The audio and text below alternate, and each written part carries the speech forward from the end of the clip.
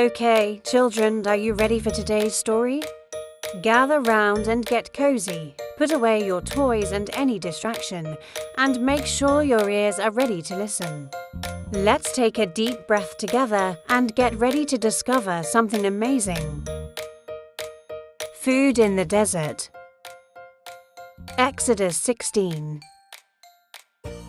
After the Israelites escaped from Egypt, they journeyed through the hot, dry desert toward the land God had promised them. At first, they were excited and thankful to be free, but soon the excitement faded.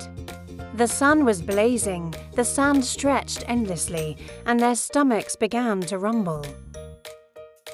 As days passed, the people grew tired and hungry.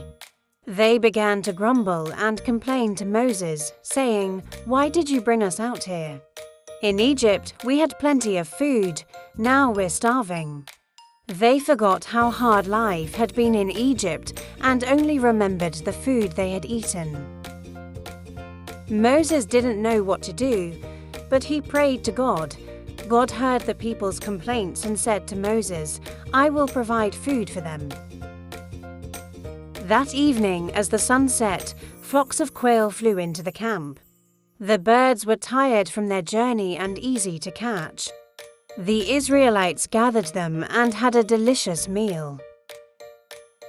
The next morning, something amazing happened. When the dew evaporated, thin flakes like frost appeared on the ground. The Israelites were puzzled and asked, "What is it?"